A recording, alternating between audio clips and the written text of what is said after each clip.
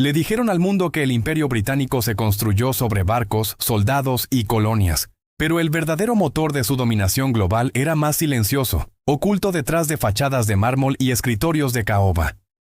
Era un sistema financiero como ningún otro que el mundo haya visto, uno que transformaba la deuda en poder y el dinero en imperio. Gran Bretaña no solo conquistó con mosquetes y cañones, conquistó con crédito, y los banqueros de Londres convirtieron la guerra, el comercio e incluso el hambre en herramientas de expansión financiera.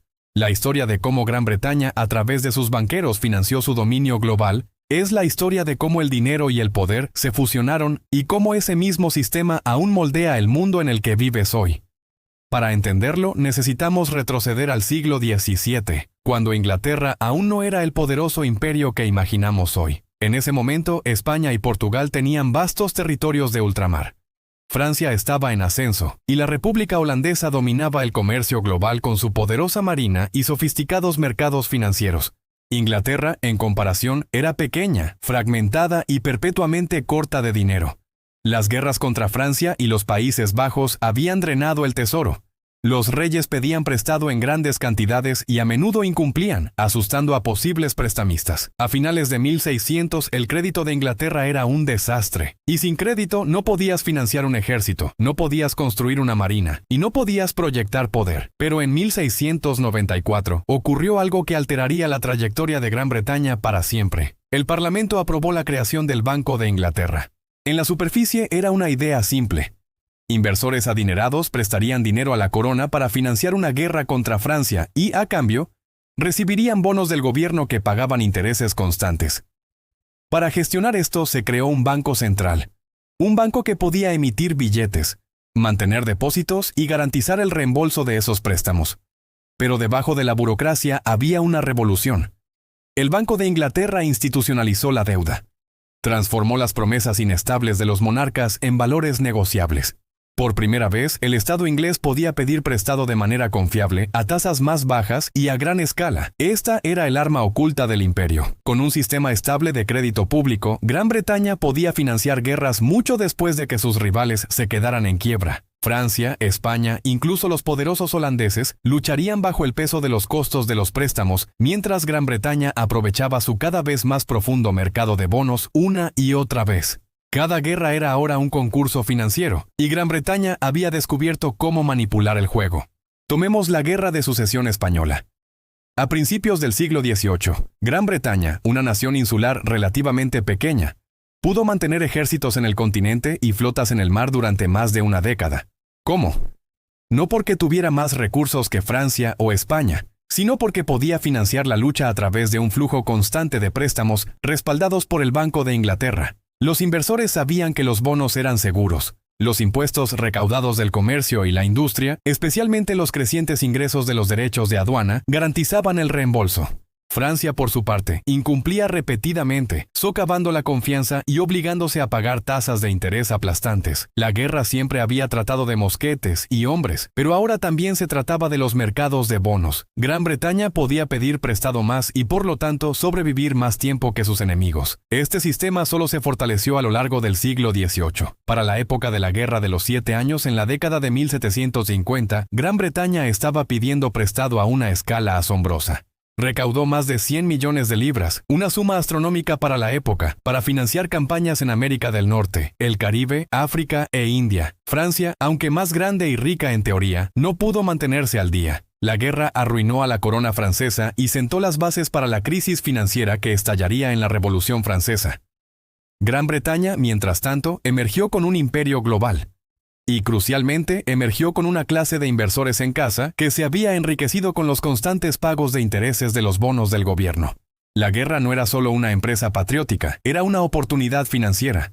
Pero la guerra era solo la mitad de la historia.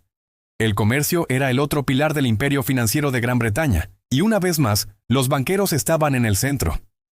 El siglo XVIII vio la expansión de las compañías de acciones, especialmente la infame Compañía de las Indias Orientales. Esta no era una firma comercial ordinaria. Era una criatura híbrida, parte corporación, parte gobierno y parte máquina militar. Los inversores en Londres compraban acciones, esperando dividendos del comercio de especias, textiles y eventualmente opio, pero esas ganancias provenían de la conquista. La Compañía de las Indias Orientales levantó ejércitos privados, sobornó a gobernantes locales y extrajo impuestos de millones de personas en India. Sus flujos de ingresos eran luego canalizados de regreso a la City de Londres, enriqueciendo a banqueros y tenedores de bonos por igual. El sistema financiero creó un ciclo. Gran Bretaña pedía prestado para financiar guerras. Las victorias expandían el comercio generaba derechos de aduana y ganancias corporativas. Esos ingresos pagaban la deuda, y la deuda pagada alentaba más préstamos. Era un ciclo entre crédito, comercio y conquista. Y aunque podría parecer que el imperio de Gran Bretaña era impulsado por almirantes y generales, los verdaderos constructores del imperio eran los banqueros que mantenían el crédito fluyendo. A principios del siglo XIX, el sistema había alcanzado nuevas alturas. Consideremos las guerras napoleónicas, un conflicto que se prolongó por más de 2 décadas y consumió todo el continente. Francia bajo Napoleón era poderosa, pero nuevamente, financieramente frágil. Napoleón dependía en gran medida del saqueo y las contribuciones forzadas de los territorios conquistados. Gran Bretaña, en contraste, podía recaudar dinero continuamente en el mercado de bonos de Londres. En total, pidió prestado más de 600 millones de libras durante las guerras. En un momento, solo los pagos de intereses consumían casi la mitad del gasto gubernamental. Y sin embargo, los inversores seguían prestando, confiando en que las vastas redes comerciales de Gran Bretaña y su creciente economía industrial cubrirían la cuenta. Esta confianza no era infundada. Gran Bretaña sobrevivió a Napoleón, no solo en el campo de batalla, sino en la arena financiera. Y aquí es donde la historia toma un giro más oscuro. Financiar el imperio no se trataba solo de derrotar a los rivales, también se trataba de control. En casa, el contribuyente británico asumía el costo de la deuda a través de impuestos sobre bienes como el té, el azúcar y el tabaco. La gente común pagaba precios más altos para que los tenedores de bonos pudieran recibir sus intereses. Mientras tanto, los banqueros crecían cada vez más poderosos, capaces de dictar términos a los gobiernos desesperados por fondos. La historia económica nos muestra que el dinero y el poder no eran fuerzas separadas, eran lo mismo. Y Gran Bretaña había perfeccionado la fórmula, la deuda como arma, el comercio como combustible y las finanzas como el motor del imperio. A medida que Gran Bretaña expandía su alcance en el siglo XIX, las finanzas se volvieron aún más importantes que los ejércitos. Las guerras aún se libraban, pero a menudo las verdaderas victorias se ganaban en casas de contabilidad y en salas de negociación. En ninguna parte esto fue más claro que en China durante las guerras del opio. En la superficie, estas guerras se trataban de restricciones comerciales. En realidad, se trataban de dinero y poder. Gran Bretaña había desarrollado un insaciable apetito por el té, la porcelana y la seda chinas. El problema era que China exigía plata como pago, drenando las reservas británicas. Para solucionar esto, los comerciantes británicos, respaldados por financieros, comenzaron a vender opio indio en China. Las ganancias equilibraron el déficit comercial y la plata fluyó de regreso a Londres. Cuando el gobierno chino intentó cerrar el comercio de opio, Gran Bretaña envió su marina.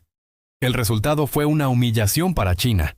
Tratados forzados que abrieron sus puertos y una enorme expansión del comercio controlado por los británicos.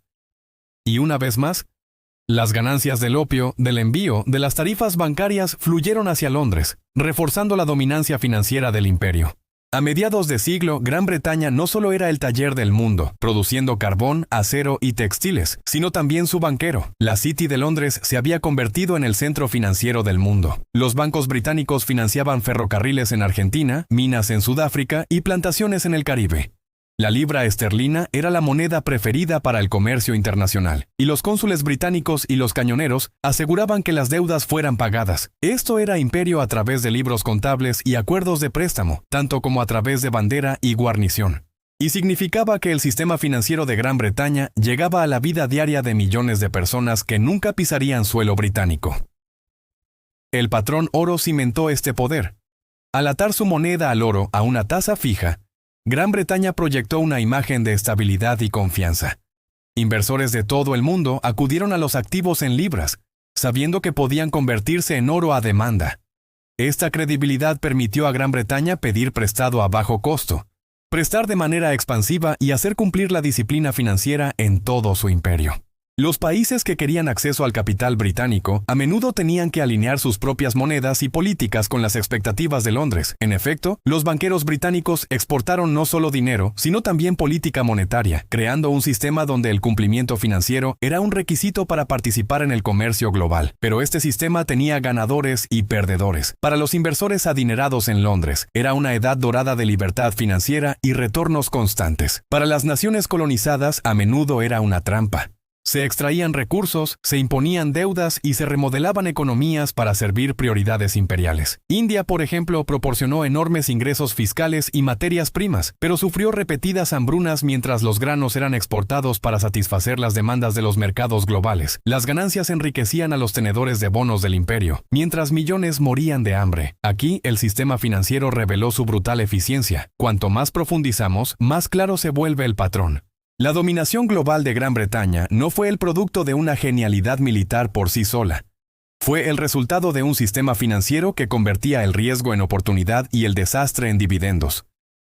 Guerras que arruinaron a otras naciones enriquecieron a los banqueros británicos. Déficits comerciales que amenazaban con drenar recursos se convirtieron en monopolios respaldados por la fuerza. Incluso las crisis se transformaron en oportunidades para la expansión financiera. Entonces, ¿por qué esto importa hoy? Porque el mundo en el que vivimos aún se basa en los cimientos construidos en esa era. El sistema financiero que usas, los mercados de crédito, los mercados de bonos, la misma idea de la deuda nacional como una condición permanente, es un descendiente directo de lo que Gran Bretaña creó en los siglos XVII y XVIII. Cuando los gobiernos hoy piden prestados billones, cuando las guerras se financian con deudas en lugar de impuestos, cuando los inversores obtienen beneficios de conflictos que devastan a las personas comunes, este es el mismo libro de jugadas.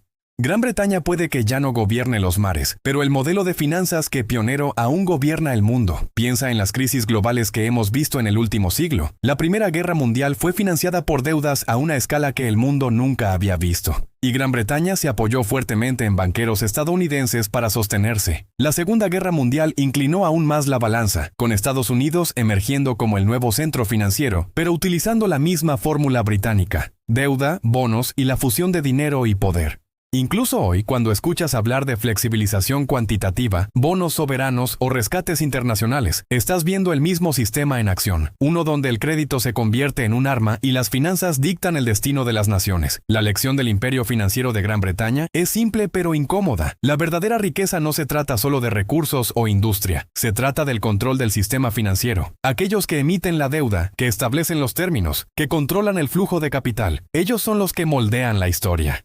Los banqueros británicos entendieron esto hace siglos, y su sistema construyó un imperio que duró más que cualquier victoria en el campo de batalla. Y aquí está la pregunta: ¿quién sostiene ese poder hoy? Cuando ves que la deuda global asciende a cientos de billones, cuando las guerras parecen interminables y extrañamente bien financiadas, cuando las burbujas financieras se inflan y estallan dejando a las personas comunes arruinadas, pero a los tenedores de bonos intactos, ¿crees que hemos escapado del sistema? ¿O todavía estamos atrapados dentro de él?